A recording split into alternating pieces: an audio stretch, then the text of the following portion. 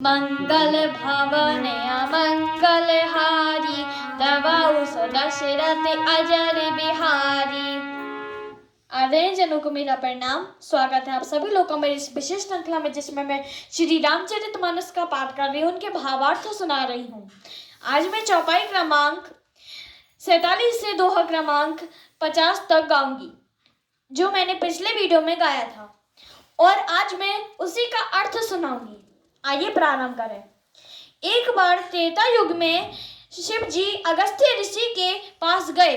उनके साथ जगत जननी भवानी सती जी भी थीं। ऋषि ने संपूर्ण जगत के ईश्वर जानकर उनका पूजन किया। मुनिवर अगस्त्य जी ने राम कथा विस्तार से कही, जिसको महेश्वर ने परम सुख मानकर सुना।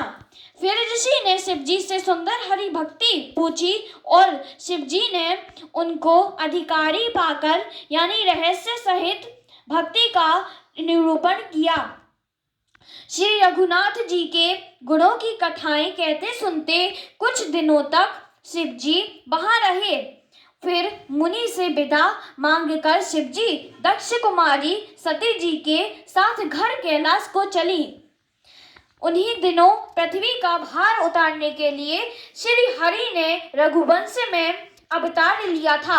वे अविनाशी भगवान उस समय पिता के वचन से राज्य का त्याग करके तपस्वी या साधु वेश में दंडक वन में विचर रहे थे। शिव जी हृदय में विचारते जा रहे थे कि भगवान के दर्शन मुझे किस प्रकार हो। प्रभु ने गुप्त रूप से अवतार लिया है, मेरे जाने से सब लोग जान जाएंगे। श्री शंकर जी के हृदय में इस बात को लेकर बड़ी खलबली उत्पन्न हो गई, परंतु सती जी इस भेद को नहीं जानती थी। तुलसीदास जी कहते हैं कि शिव जी के मन में भेद खुलने का डर था, परंतु दर्शन के लोभ से उनके नेत्र ललचा रहे थे। रावण ने ब्रह्मा जी से अपनी मृत्यु मनुष्य के हाथ से मांगी थी। ब्रह्मा जी के वचनों को प्रभु सत्य करना चाहते थे। मैं भी पास ही नहीं आ जाता हूँ तो बड़ा पछतावा रह जाएगा। इस प्रकार शिव जी विचार करते हैं, परंतु कोई भी युक्ति ही ठीक नहीं बैठती थी। इस प्रकार महादेव जी चिंता के वश हो गए। उसी समय नीच रावण ने जाकर मारीच को साथ लिया और वह मारीच तुरंत कपट मृग बन गया। मूर्ख रावण ने छल करके सीता जी को हर लिया। उसे श्री रामचंद्र जी के वास्तविक प्रभाव का कुछ भी पता न था। मृग को मार कर भाई लक्ष्मण सहित श्री हरि आश्रम के में आए और उसे खाली देखकर अर्थात वहां सीता जी को न पाकर उनके नेत्रों से आंसू भर आए।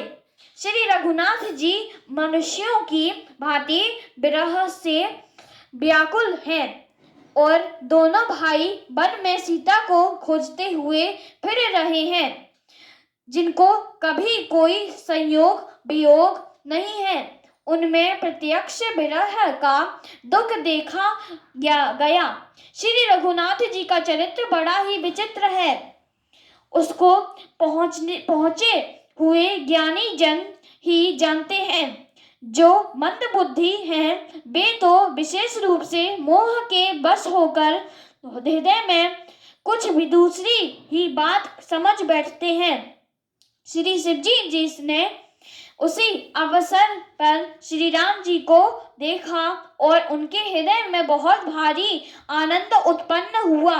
उन शोभा को समुद्र श्री रामचंद्र जी को शिव जी ने नेत्र भरकर देखा, परंतु अवसर ठीक ना जानकर परिचय नहीं किया।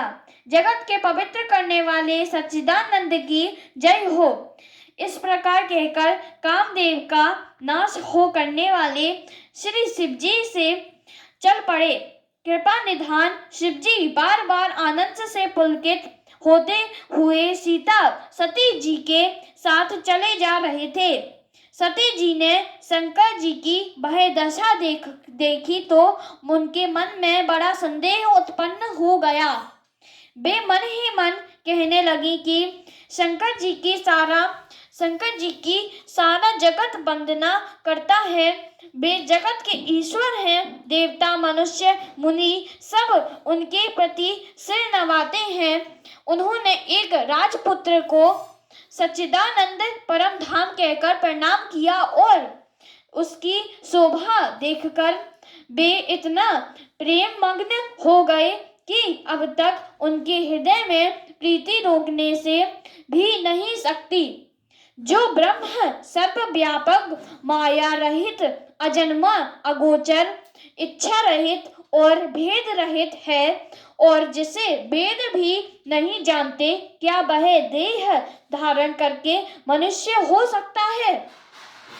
इस एपिसोड में इतना ही। आगे की कथा सुनने के लिए कृपया मेरे YouTube चैनल फेसबुक से जुड़े रहें। धन्यवाद। जय जय सिया राम।